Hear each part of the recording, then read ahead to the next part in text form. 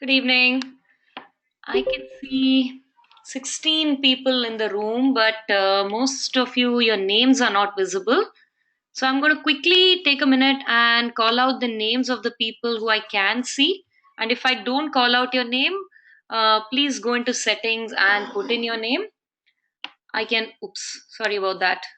I don't know why that opened. I can see Afreen Fatima, Jyotsna, Mogulapalli, Megha Avale, Nimisha, Prakash Papachan, Praveen Kanuja, Sahil Patania showing twice, Sakshi Jain, Shalini, Sumed De, and Umang Sharma. If I have not called out your name, please go into settings and put in your name. Can all of you hear me clearly and can you see my screen? Okay, that's great. Just take a minute to check the connection. Okay, so clear, everyone can see my screen. Excellent. So, welcome to session 3 of email marketing. Quickly, the ground rules before we start. I'll tell you what the session is about, and then we'll have the webinar. This will go on till 9:30. If you have any connectivity issues, like you can't hear me clearly, or the screen is not visible, or if there is a lag of some sort, what you need to do is call the tech support team. The tech support number is on the top right hand side of every slide. So if you're facing any tech issues, that's what you need to do. If you have any questions, make a note of the questions. I will address them after the session is over in the interactive session. Okay? All right, so let's go ahead and get started with today's session. Today's session is going to be about email creation. This is what we're going to cover. At the end of today's session, you should be able to figure out the basics of everything that a business email needs. And once we are all clear about this, the next session, which is on Thursday, we'll cover how you can take this even further and ensure that your email can achieve certain specific marketing objectives. Or what are the things we are going to look at today? We are going to look at how to ensure that your email is eye catching, how to manage images in a business email, and a few basic ground rules about text and design in email content. So, we'll start with a very quick recap of the last two sessions. We talked about the two kinds of devices that are really important on the internet. The first one is something called a server. A server performs any one specific activity on the internet.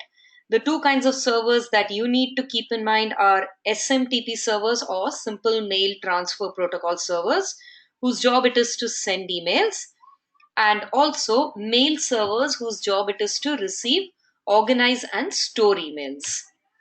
Then there are routers whose job it is to ensure that your query is reached to the correct server and the server's response is returned back to you. Between servers and routers, this is the entire internet, because all servers and routers are interconnected. They're all connected to each other, and there are hundreds of servers and routers all over the world. So between servers and routers, they make the entire internet come alive for all of us. IP address is a unique string of numbers assigned by the internet service provider to every single device that connects to the provider at that point of time.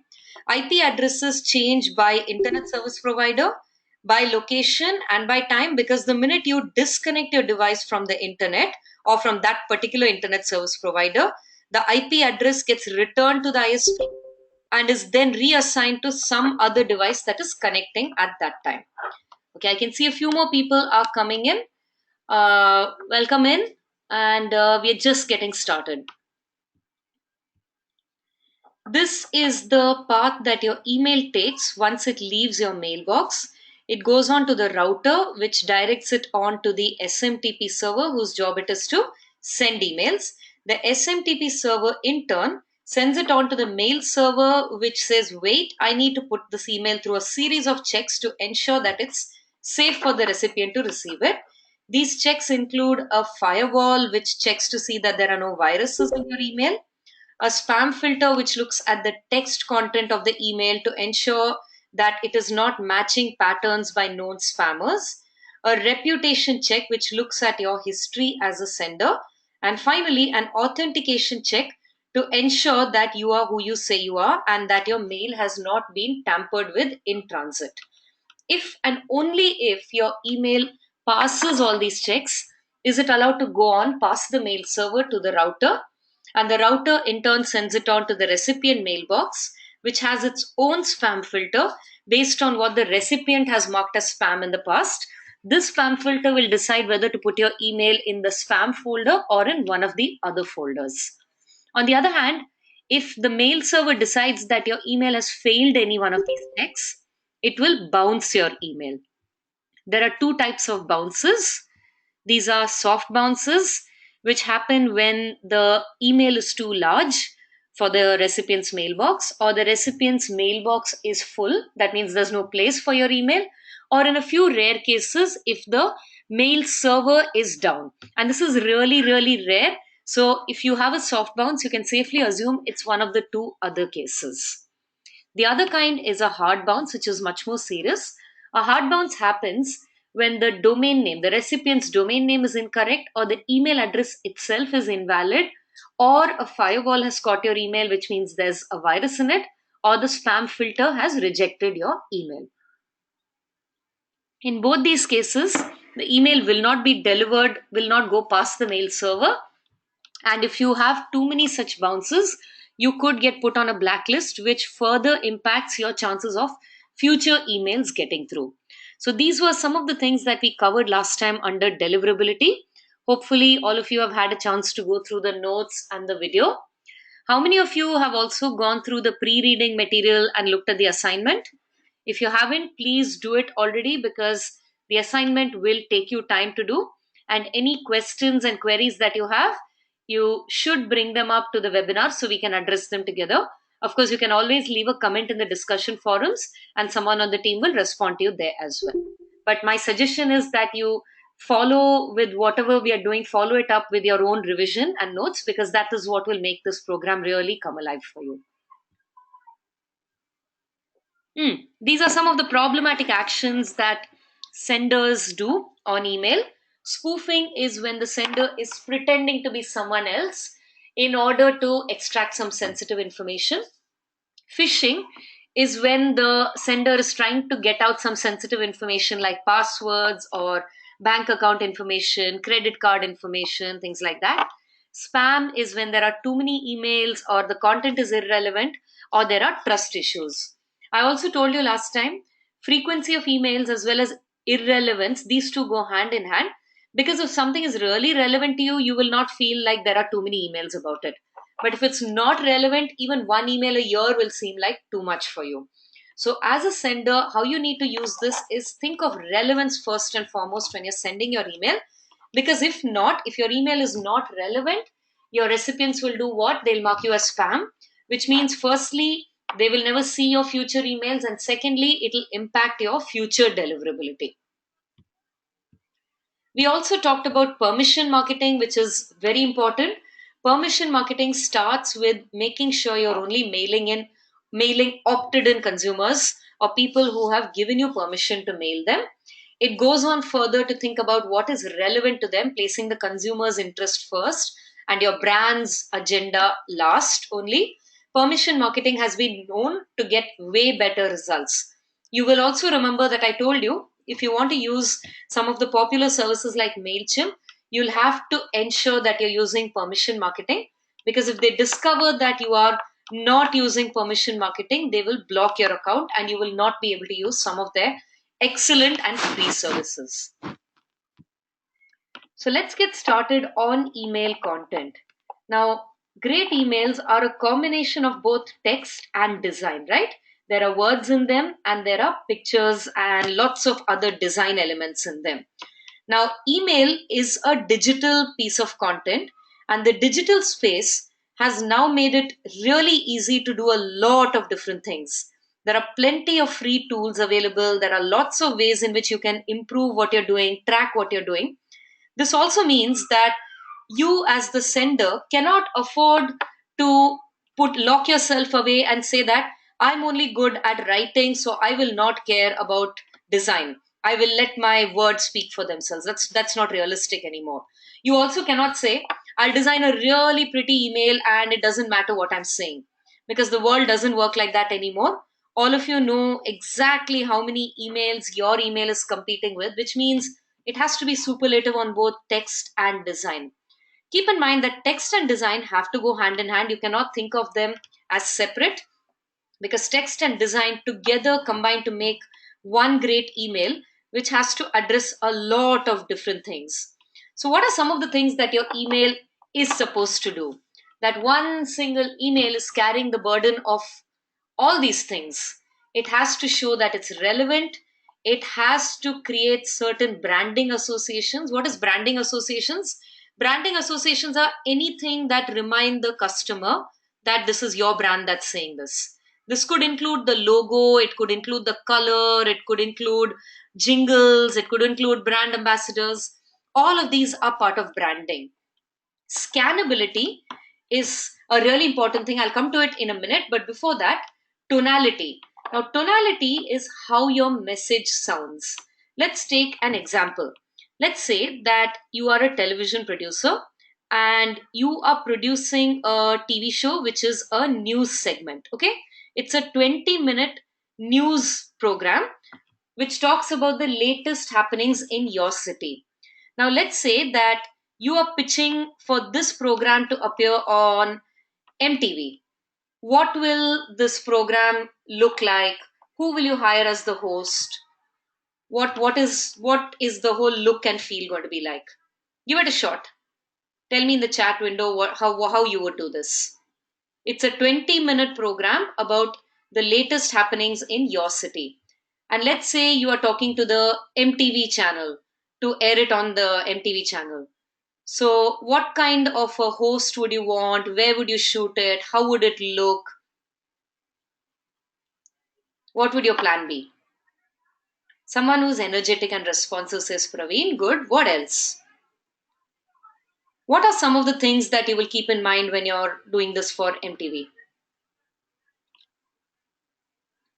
Young presenter, somebody who connects to the youth. Absolutely. Now, imagine that, let's say this is not MTV you're pitching to, but CNN IBN, which is a business news channel. Now, what will you do? What kind of a presenter will you use? What kind of a look, feel? Where will you shoot it? Will it be different? It's still the same program, it's news in the city. Like what, Sumedh? Let's be specific. The news will still be the same, right? News doesn't change. But who will you choose to present the news in each case? Give me a name in each case. For MTV, who would you choose? And for CNN IBN, who would you choose?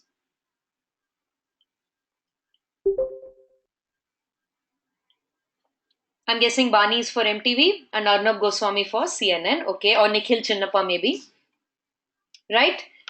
How would they be dressed? Because as the producer, that's all part of your job to think about it, right?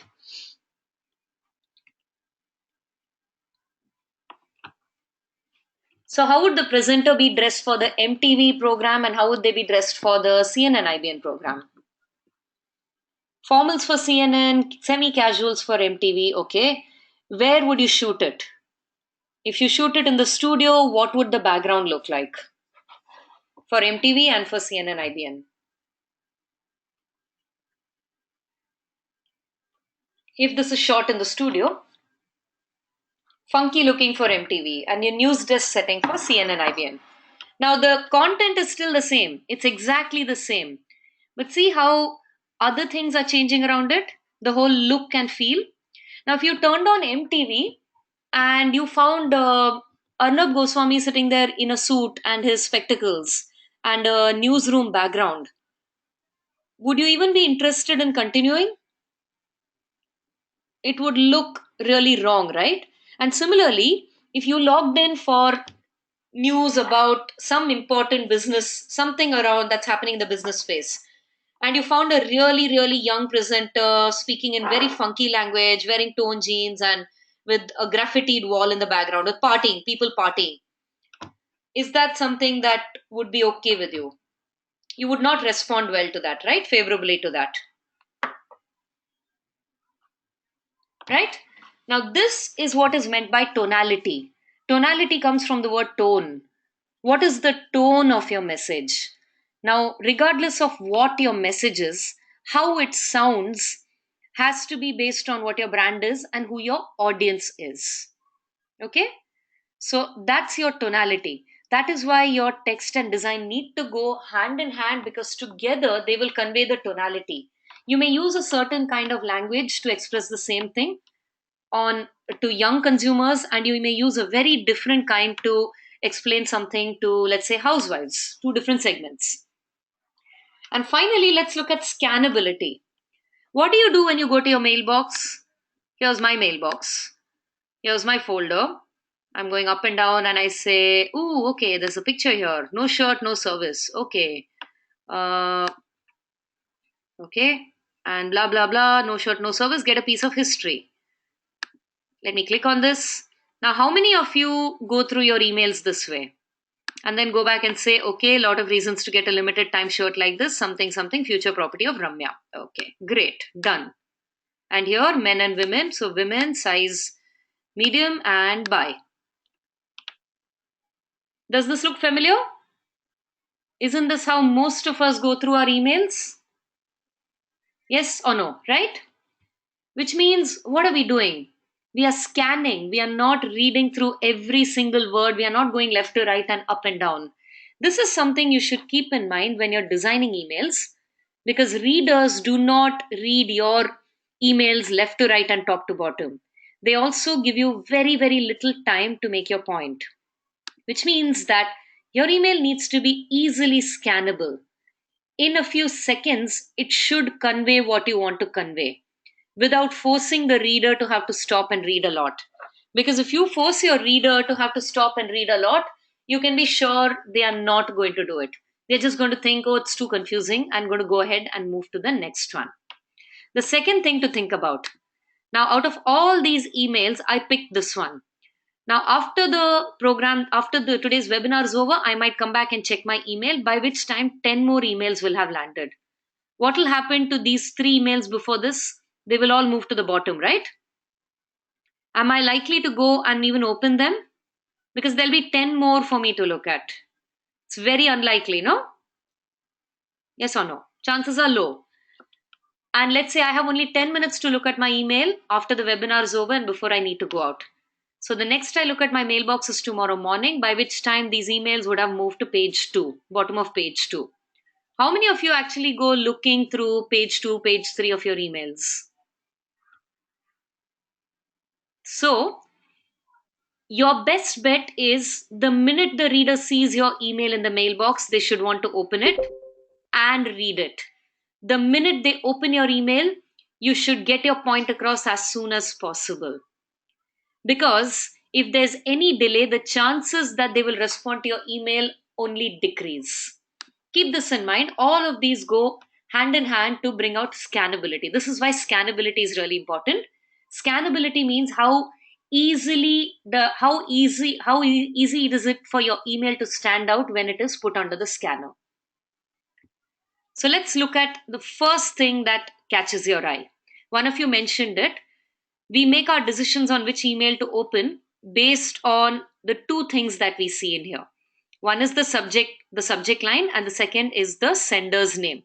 Subject line is really important because that subject line is all that you have to give the recipient something in the 2 seconds that they take to decide whether to open your email or never look at it again.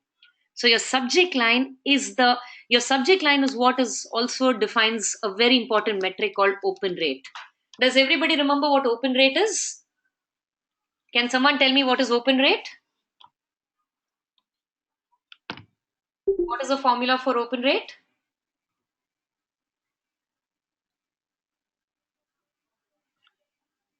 Guys, no one has revised. What is the formula for open rate?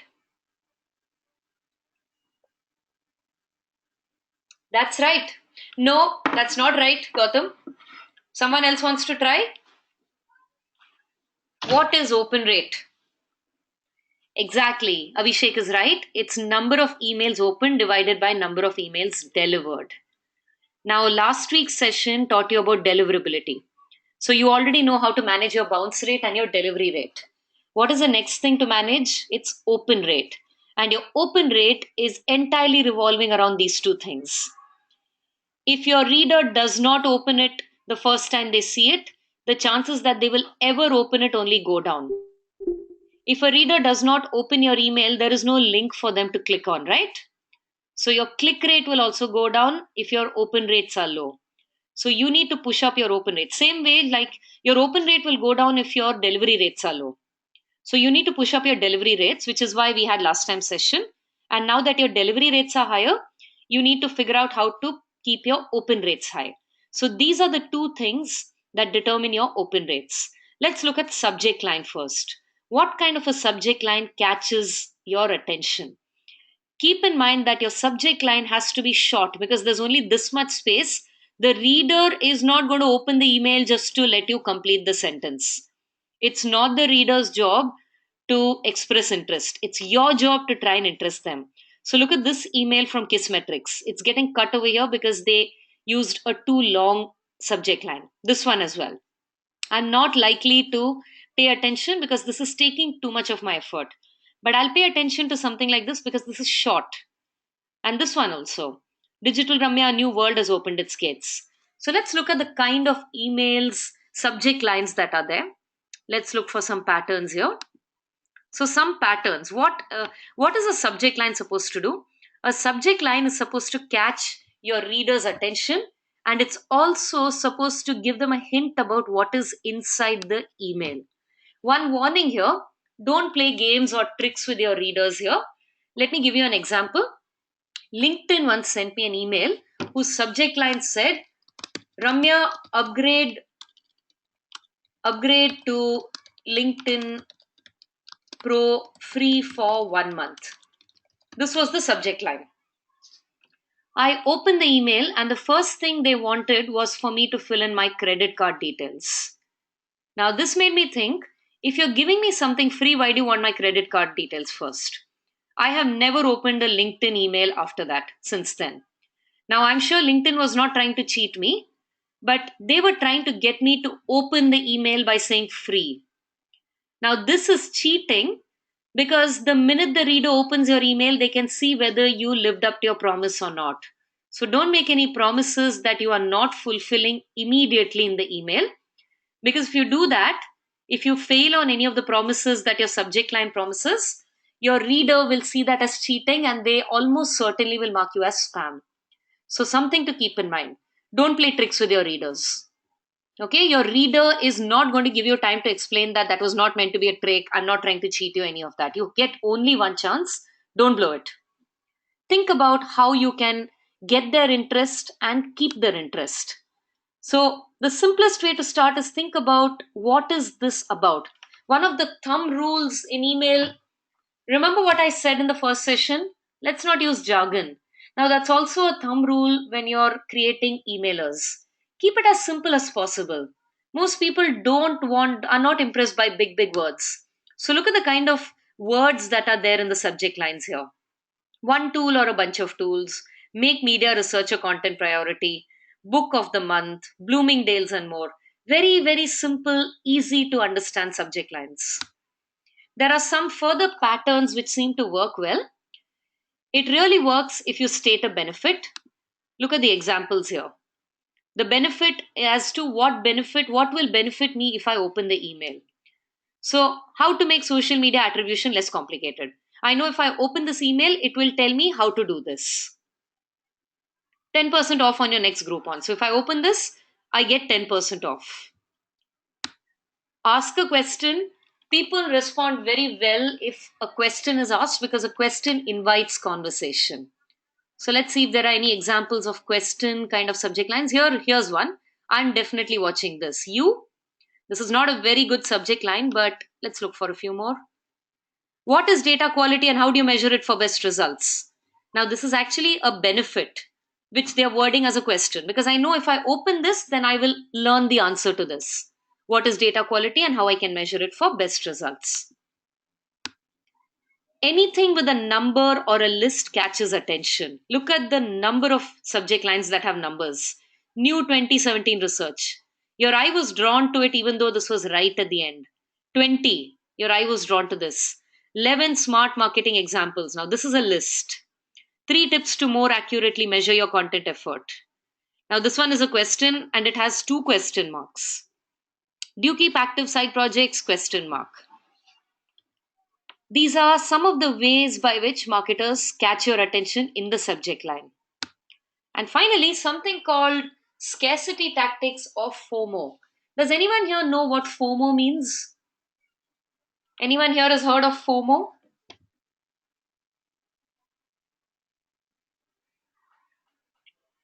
Absolutely. Very good. All of you already know this.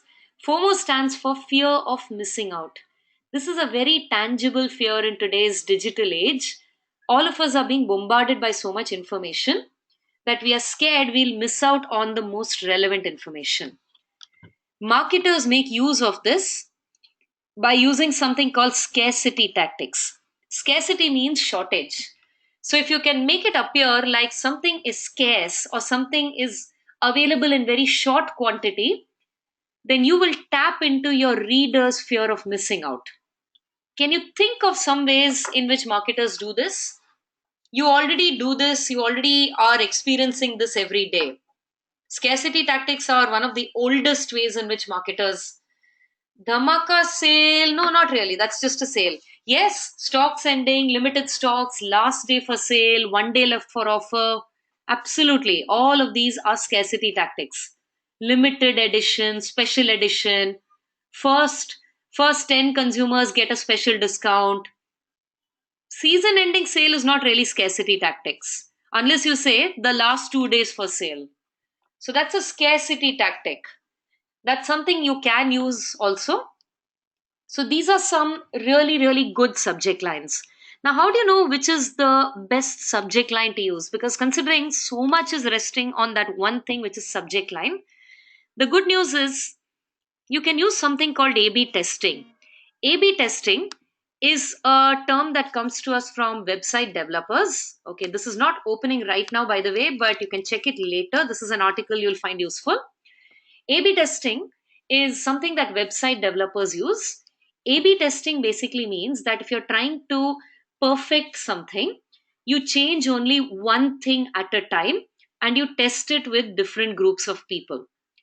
So you change just one thing. In this case, if you're trying to get the perfect subject line for an email, you create your email and you come up with, let's say, 3 different subject lines. You send the email with subject line 1 to 10 people. You send the same email, identical email with subject line 2 to the second group of people. And you send the same email with subject line 3 to a third group of people. Let's say the open rates, it's exactly the same email except different subject lines. Let's say you're seeing open rates of 54%, 67%, and 22%. Which is the best subject line?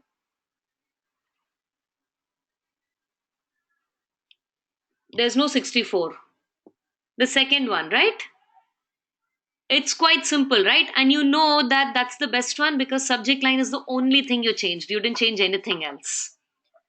So you can do this in an iterative manner, changing one thing at a time to perfect all the different aspects of your email.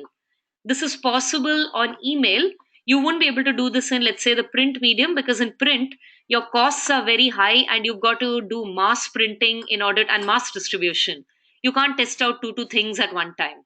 But you can do this on email because it's all digital. You can send out just one email and see how it fares and then modify it and do it again in a better way.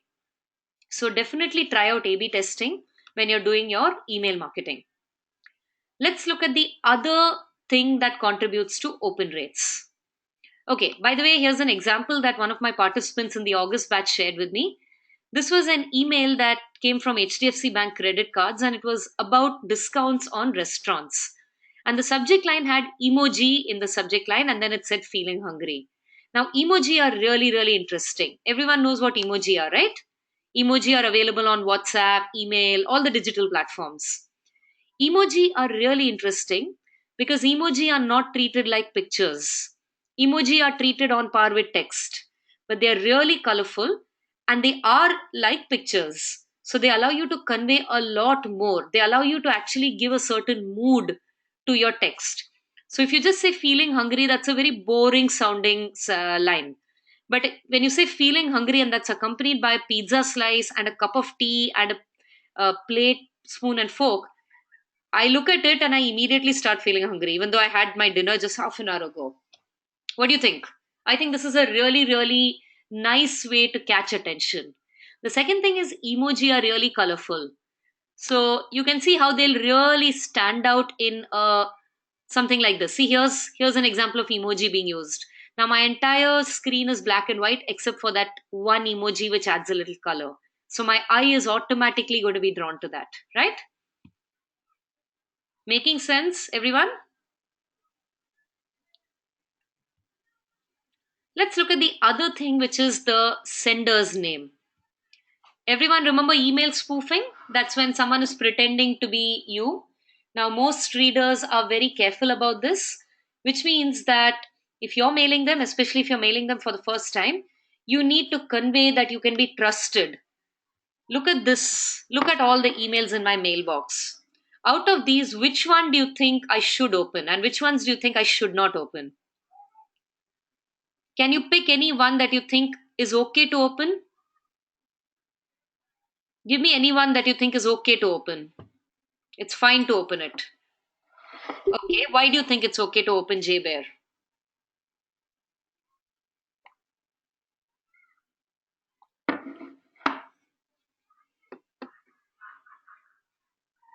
Why do you think it's okay to open Tomas? Why do you think it's okay to open JBear?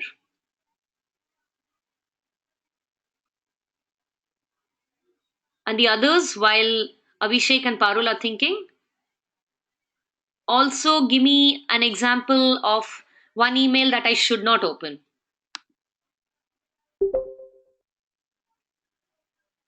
Why should I not open Hello Giggles? Abhishek is saying I can open JBear because it's a person's name and the subject line relates to the feeling that it's somehow useful. So these two go hand in hand. That's right, Abhishek. Why should I not open Hello Giggles? It's okay to open Google Plus because spoofing is tough. Fair enough. So there are lots of different reasons how trust is conveyed. The company's name can convey trust. A person's name can convey trust, especially if it goes hand in hand with a subject line that seems to be very, very relevant. Even so, you'll all remember the example I showed you last week, which apparently came from ICICI Bank but was actually from eFashion Guru. Right. So Abhishek says Hello Giggle sounds like a random generic name, like it's a marketing stunt. So think about what your sender's name should be. Should you use a company name or a person? Hello Giggles is actually a very well known website in the features, lifestyle, relationship category.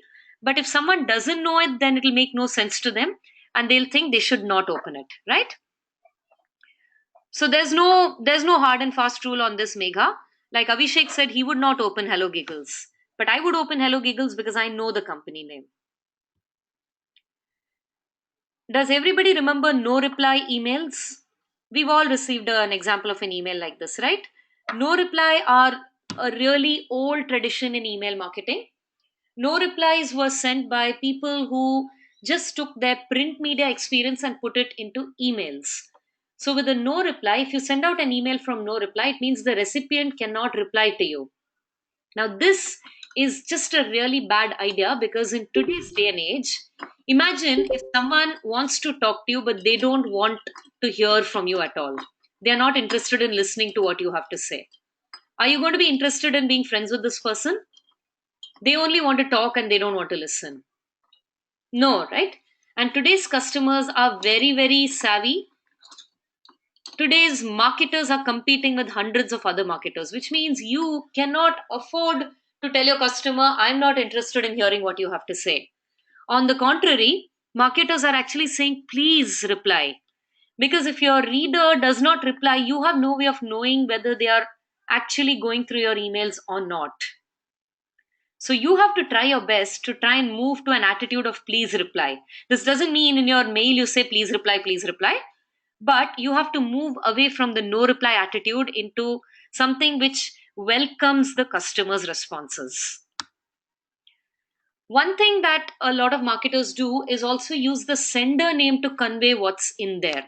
So you have your subject line, which is very little space to convey what's within the email, but you can also very smartly use the sender name to convey what's in the email. You would all have seen examples like these: sales at flipkart.com, customer queries at amazon.com, newsletter at zivame.com. Has everyone seen these? So companies like Amazon do a lot of that. They send out emails from multiple IDs because, for one, it allows both them and you to see what is in there before you even open the email.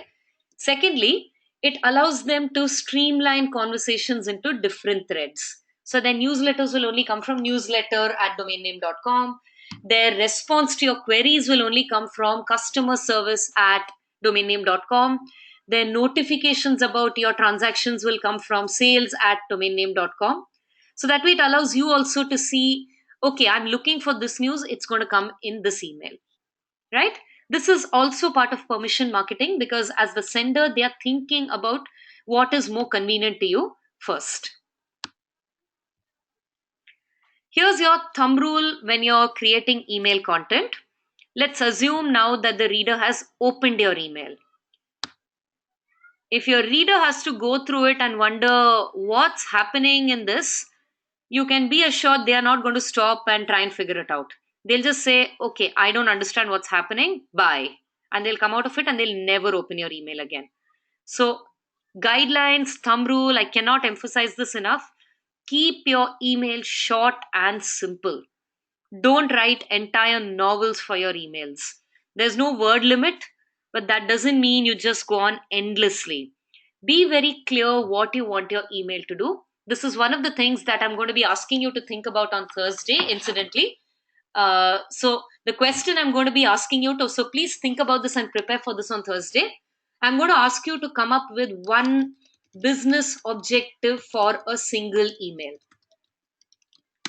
We'll do this on Thursday, which is our next session. But in the meantime, think about it because if your email has multiple business objectives, it's trying to do too much. An email should not try to do too much. If you have multiple business objectives, you should just write different emails, create different emails. Okay? You're not getting charged for the emails you're sending, right? So don't try and do everything in one go because then if the door shuts on your email, it's gone. If the reader marks you as spam, it just takes one wrong email.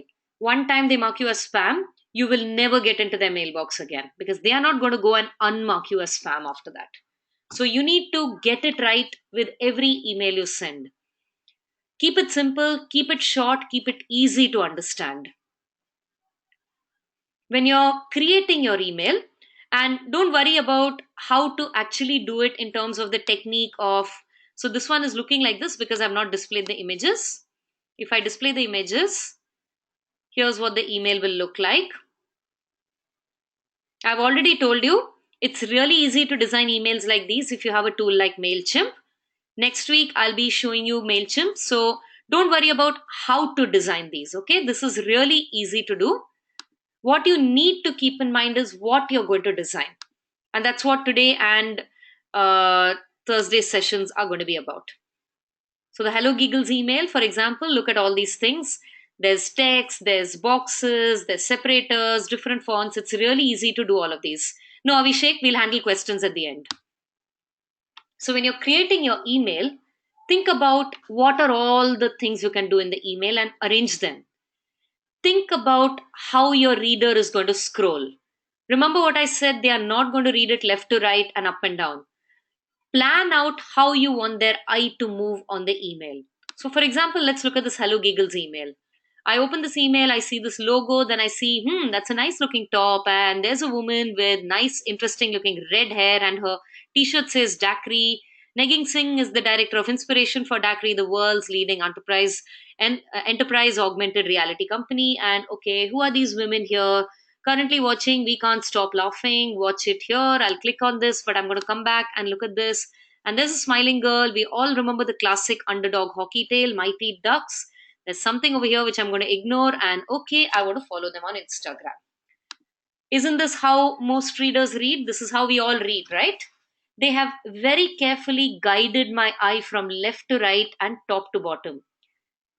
They've made good use of color, size, boxes, and font, all of these to guide my eye and make sure that I'm looking at every single item on this email. So think about what your reader's scrolling pattern is going to be. Use boxes because boxes really help you emphasize things. This is a box. You can see the green background of the box. Think about the kind of colors that I used. Now, this is a white background. That's why my eye is jumping from black to black to black to a lot of brown here and some red over here. Use headlines because headlines allow your readers to quickly understand what your email is about. If I just quickly scrolled, I'd know there's a quote of the day, there is some item of the day, there is an interview with this lady, there is something funny over here, and in case I missed it, there's something from last time. Headlines allow you to tell the reader these are the highlights. You can come back and read whenever you have the time, or you can just drill down into only what you want to read. I clicked on two things. I clicked on the Instagram link and I clicked on this watch it here, right? Because I picked out which highlight was important to me and I clicked on that. Use your highlights or your headlines to catch the reader's attention, draw them to certain things which are more important than the others. Use your text in blocks. Do not write one long page of text without paragraphs. Let me open a different email and show you. So here's a very simple email. Can you see how the text is in blocks? It makes it easier to read. And make sure your images are cropped and resized. I'm going to tell you more about images. But are we all clear so far? Everybody?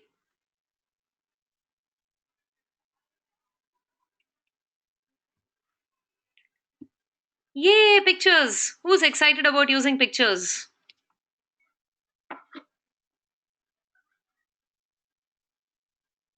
Okay, so am I. Pictures are amazing. Pictures can, yes, exactly. Thank you, Umang. That is the reaction I was hoping for. If I told you that you can create emails like these that have nice, not this, um, let's look at this. Emails like these that have all these nice pictures in the middle of them. There's so much more you can do, right? These are really easy to do. MailChimp lets you do all of these very easily. Some things to keep in mind now that you know you can use pictures. Make sure you pick images that have very few elements in them. Don't use crowded pictures. The eye gets very tired if it's forced to look at too many things. So, this email is not designed very well because there are 9 pictures in it and each picture is very crowded. I don't know which one I should look at. They're all crammed in together, right? On the other hand, let's go back to the Hello Giggles email.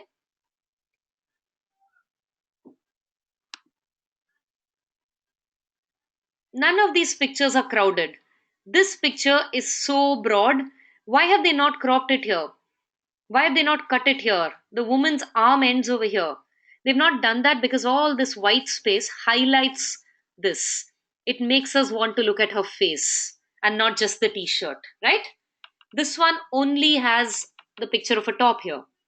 This one actually has a lot of elements, but the focus is on these two women. And under that, again, on these two women. In this case, on this one girl's face only. So use pictures that are not crowded, that have very few elements in them. Make sure you're using pictures with good resolution. I don't need to explain this, I'm sure. High res pictures are always better. Watch the size. High resolution pictures are also heavy. What's going to happen if your email is too heavy? What will happen if your email is too heavy? Bounce, right? Exactly. So don't get carried away.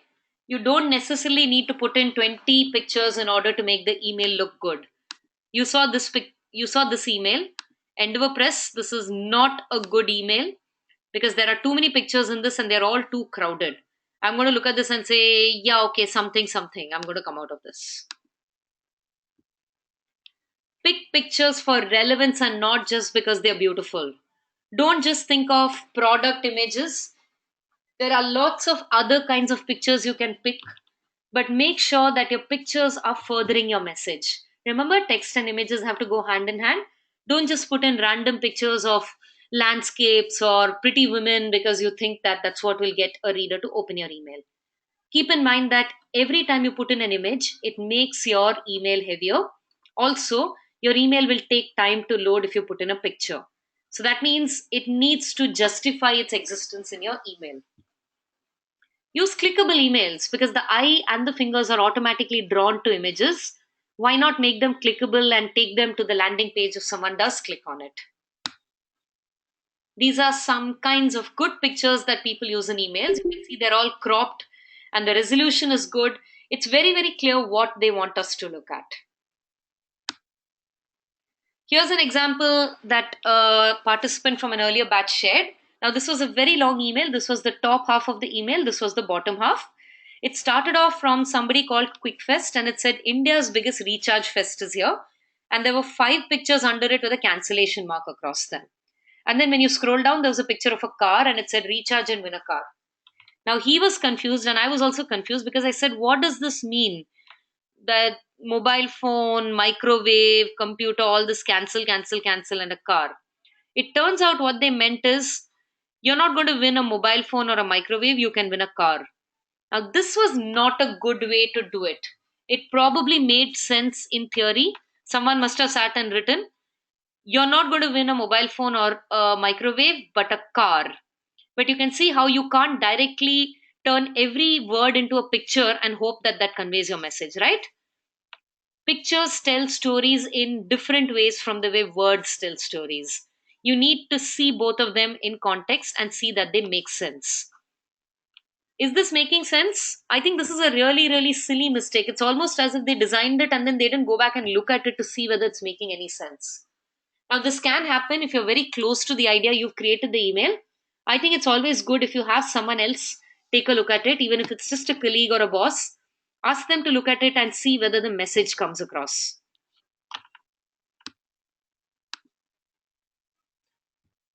What is happening when I open this email, by the way? Let me open a different Hello Giggles email.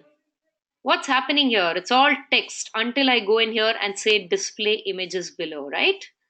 Now, this is a feature that a lot of recipients have enabled in their mailboxes. You can also do it if you go into settings. Why do we do it? There are a number of reasons. Firstly, exactly, emails load faster without images.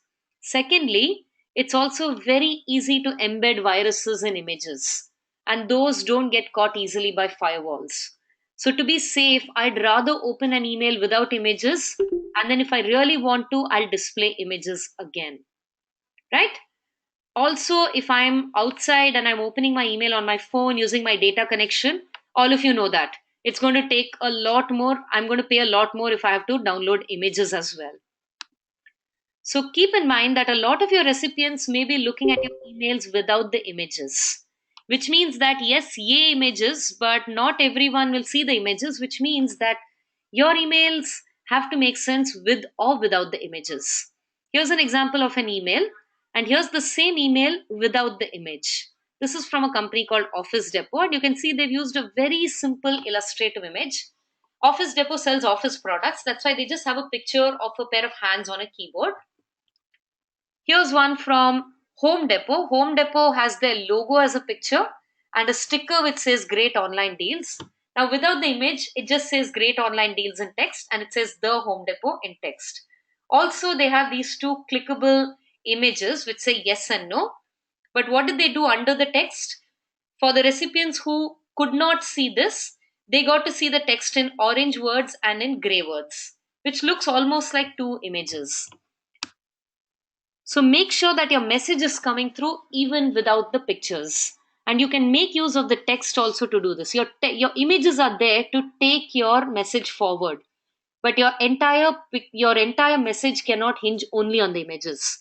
Is it making a lot more sense now why those emails land in the spam folder which have only one image? All those emails from the banks which only put in their poster or their hoarding in the form of one single image. The spam folder is seeing this and saying that there might be a virus in this. So it's pushing it into the spam folder. And in the spam folder, when you open it, there's nothing there because there is only an image. All the text is part of the image itself. Right? So that means the entire email is not even getting seen because they are relying only on that image. Is what I'm saying making sense? Yes, no?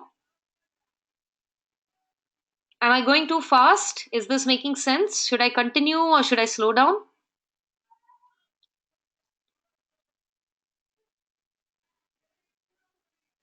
Continue? Okay, great. Thank you. Just checking. Here's another example shared by Aishwarya Sharma. Now, Aishwarya received this email from some personal loan company.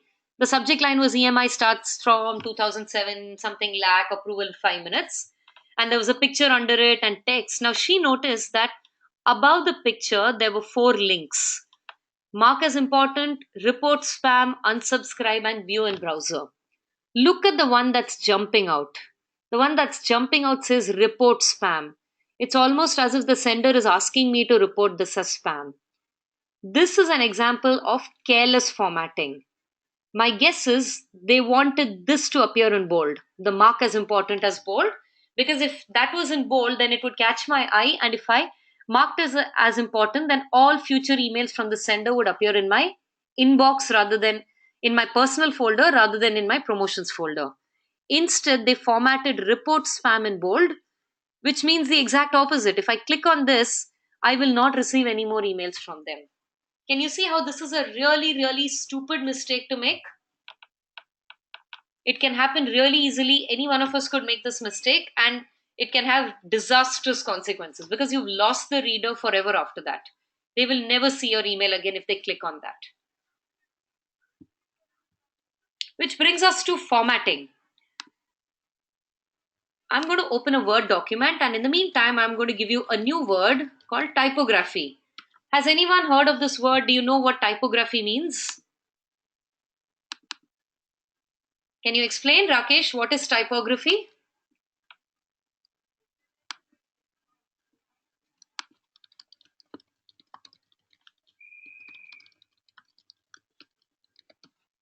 Anybody? What is typography? That's right. Typography is the study of fonts, not style. It's just the study of fonts. Does everyone know what a font is? Is there anyone who doesn't know what fonts are? Okay, we all know, right? Okay, so let me show you something about fonts. Any guesses what this sentence means? What is the relevance of the sentence?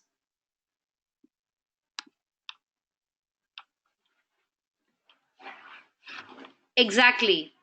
It contains all the alphabets in the English language. So I've got this in small letters and in capitals. So I'm going to turn this into a font that all of you recognize called Arial. And I'm going to turn the second set also into a font all of you recognize. And that's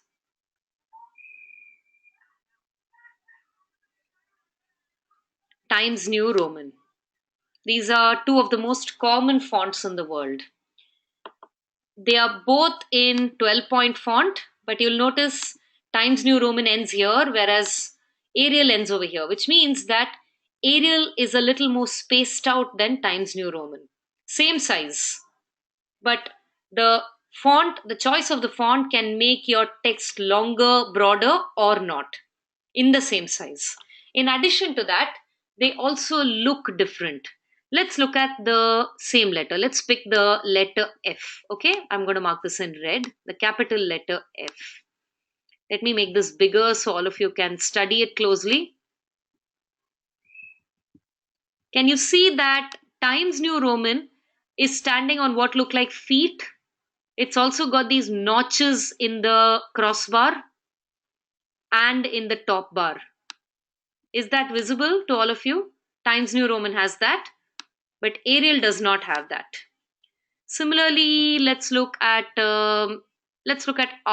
Okay, the R also is standing on feet in Times New Roman. It's got these little notches over here and at the top like one ponytail, whereas this one doesn't have those notches. Notches. I'm calling them notches. Right? You can see those little tiny little sticks here. Every letter has something like that. The same thing goes for the small letters also. Look at the Q.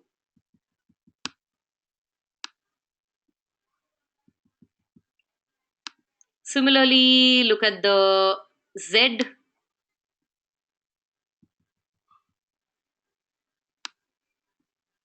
This is one of the biggest things in typography. These notches are called serifs. So there are two kinds of fonts in the world. Any font that has these notches is called a serif font. Any font that does not have notches is called a sans serif font. Sans means without in French. So serif fonts and sans serif fonts. Serif fonts are generally considered to be more traditional fonts. Sans serif fonts are considered to be more modern fonts. There are serif fonts that are really good to use in business emails, and there are sans serif fonts that are good to use in emails. So let's look at some examples. I'm going to do some more here. So let me take this and let me pick a font. Firstly, you can tell me whether it's serif or sans serif. Is this a serif or a sans serif font? Apple Chancery, is the serif or sans serif?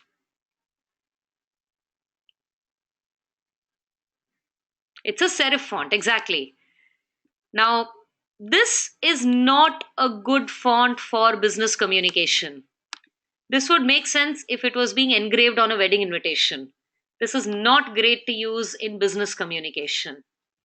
On the other hand, let's pick a different font. How's this? Big Caslin is also a serif font. But this looks a lot more formal, right?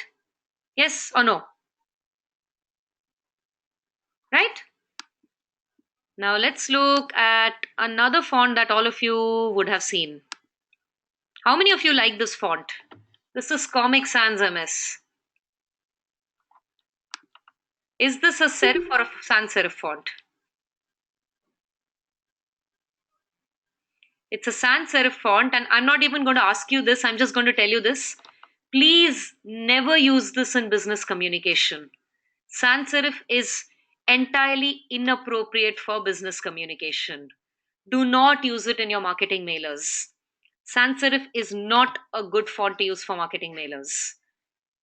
It's considered too casual, and a lot of people consider it a very ugly font. So opinions are divided. Some people really like it, some people don't like it.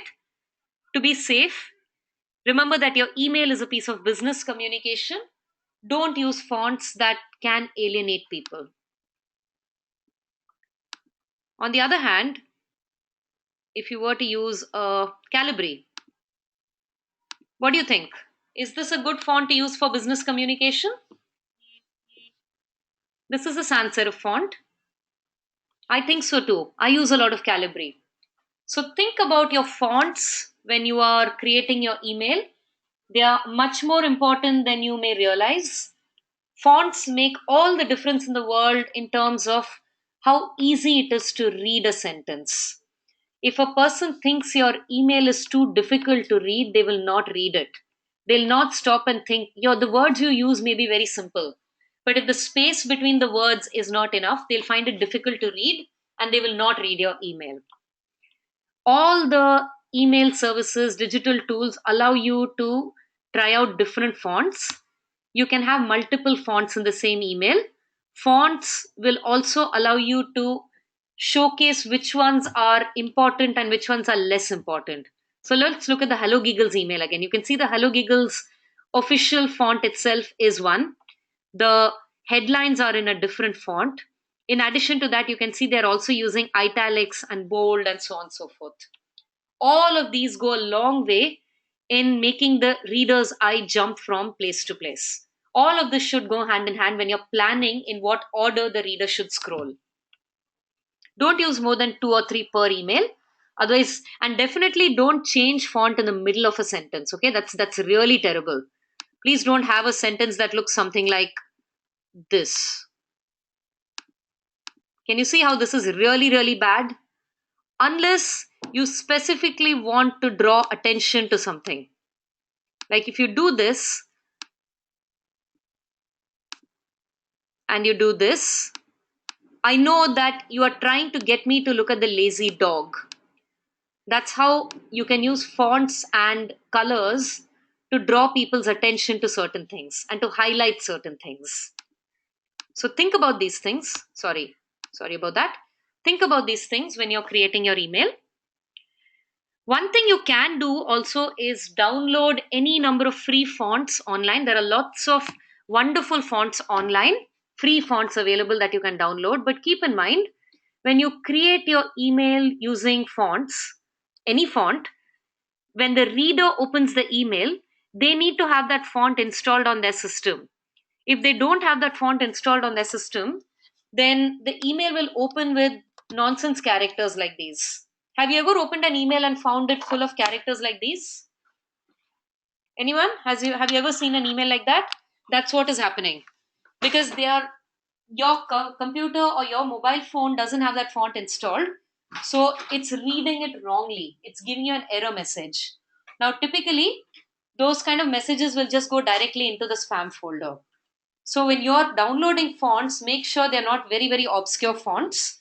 But if you have some really, really specialized font that you want to use, maybe for something like the logo, for instance.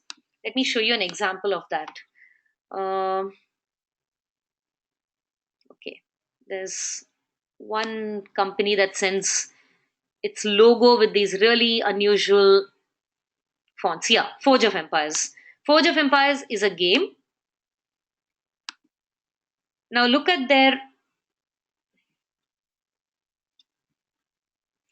logo. They've actually changed it now.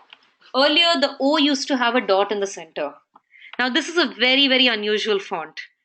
If you look really closely, you will also notice that the R is a little taller than the other letters. But the letters are not all the same height. Now, this font is not a standard one. So, what they've done is they've taken just this piece of it and they've created it as an image. So, if there's something that you definitely want to use a very, very unusual font for, you can put it in the form of a picture, like the logo, for instance. Keep in mind your entire email should not be one picture because then you know what will happen. It will not load properly or it might go into the spam folder. Think about whether the platforms that you're using, that your reader is using, will be able to translate these fonts. Don't just throw it all in there. What are all the things that you're going to be putting in? You're going to be putting in text, you're going to be putting in pictures, you're going to be putting in maybe lists, headlines. You might also put in something called a button. Buttons, by the way, are not pictures. What are buttons? Does everyone know what buttons are? This is an example of a button. See, I'll open an email and not load the pictures. The button will still load. Here, see? You can see these are buttons. Once again, MailChimp lets you put in all these things. So don't worry about the how right now. But you're going to put in a lot of different things in your emails like pictures, text, word blocks, headlines, lists, buttons. So don't just throw it all in there. Think about the order in which you're putting it. Layout is the relative order of all these elements. Think about which one should come on top, which one should come below, which should come on the left, the right, what kind of colors should come on which side. I'm almost done. I have about 10 minutes more of lecture, after which we can go into the knowledge check and the Q&A section. So, are we ready to give feedback or would you prefer to give feedback afterwards? Can we take a minute and do feedback right now so then we can just continue? Yeah, is that okay? Okay, I'm going to give you the link for the feedback. Take a minute and please come back. The session is not over yet. I'm very happy to say we are very, very good on time because I only need 10 minutes more max to finish the webinar, after which we can go into the interactive session. All the questions that you have, we can we can spend the last 15 minutes addressing just those. Let me know when you're done with your feedback, okay? Thank you. Let's just wait till the others get done.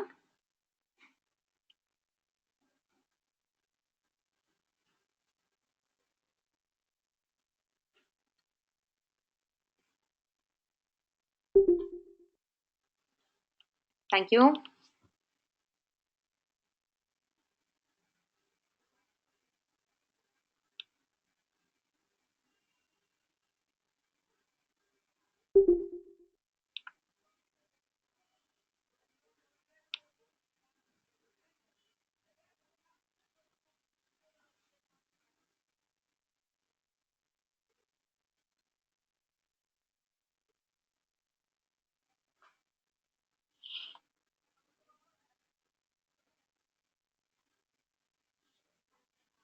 The connection is also a lot clearer today, no?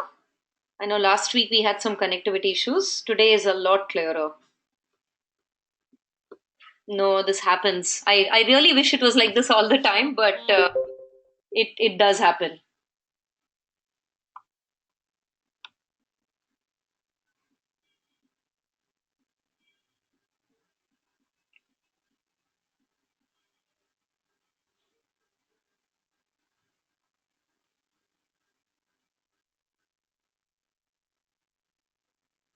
Okay, is that everyone?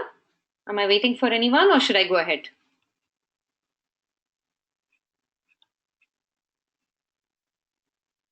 Okay, let me go ahead.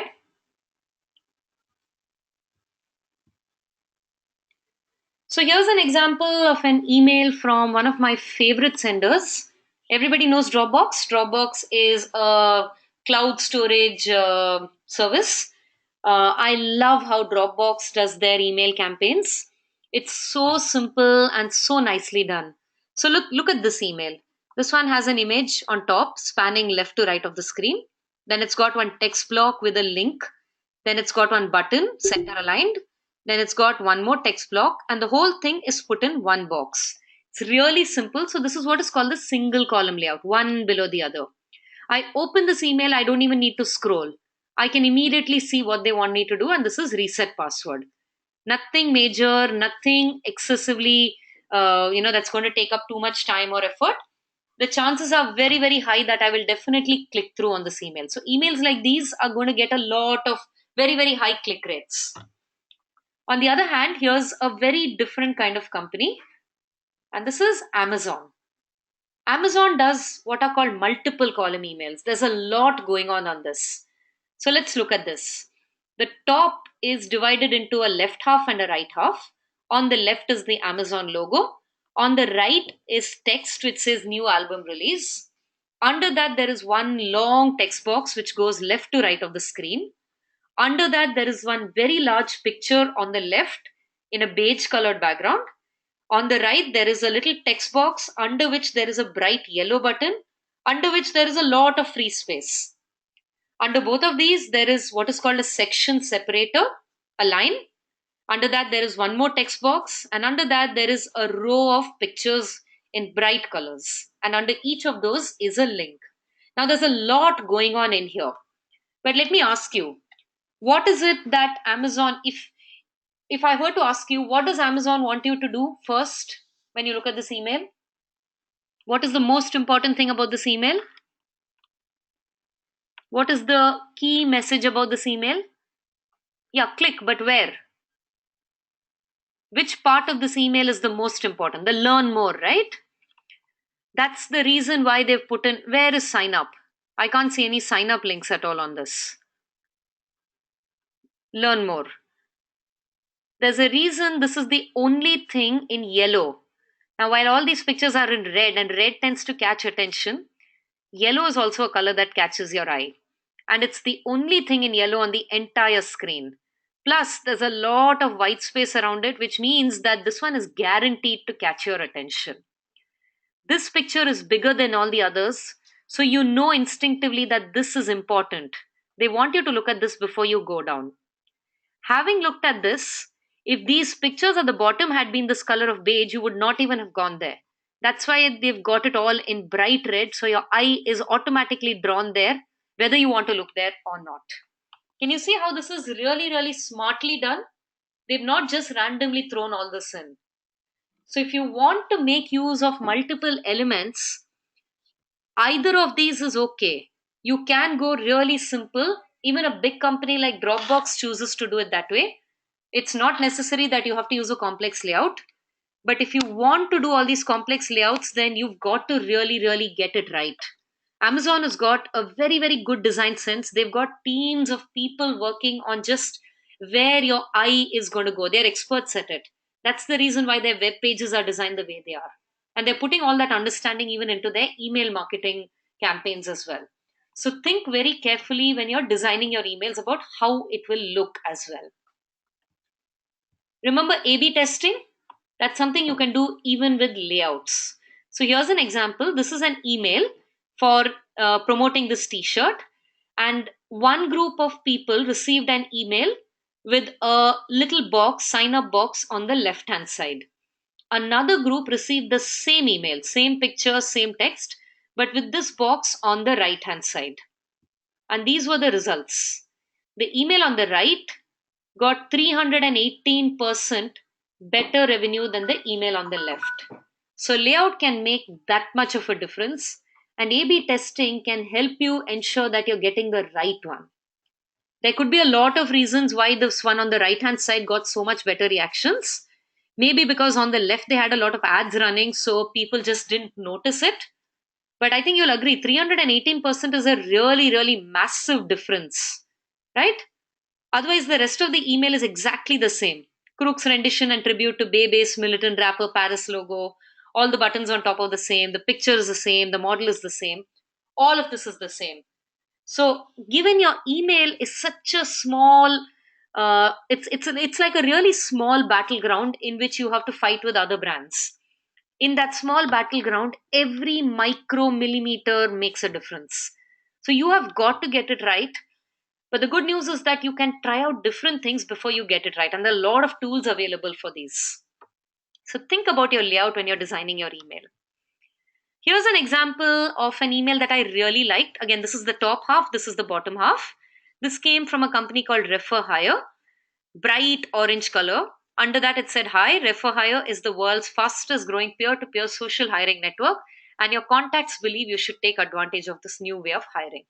There was a photograph there and it said Nilesh Katkar, Vice President, Credit Suisse. And then under that, a button which said no more. Now, under that, they had testimonials which were put in what looked like, you've seen in comic books. Comic books have these dialogue boxes. So they put the testimonials and the benefits in. Actually, these are not testimonials, they are actually the benefits, key benefits. But by putting it in dialogue boxes, they make it seem almost like our customers are saying these about us. And it's a very, very simple minimalist layout. I thought I thought it would be nice to share with the class. The greatest of emails can get things done in very, very simple ways. And finally, among the links that you send out on an email, you can put in multiple links. One thing to keep in mind, you will remember, when it comes to links, there's one way in which you can avoid getting caught by the spam filter. What is that? I've already told you this. Does anyone remember? Specifically when it comes to links.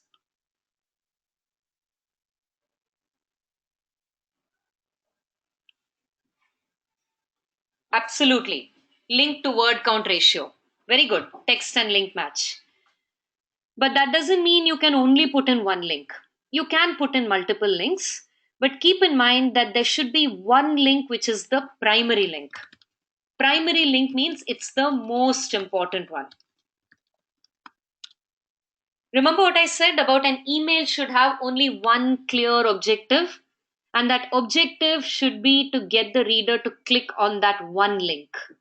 You can put in other links, but make sure that the other links do not divert attention from the primary link. Let's take a minute and go back to the Amazon email. In this email alone, there are multiple links. Each of these is a link. 1, 2, 3, 4, 5 links in this, 6 links in this. Which one do you think is the primary link?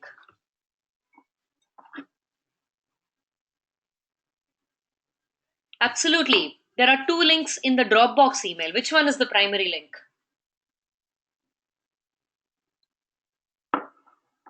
Dropbox email? Reset password. Absolutely.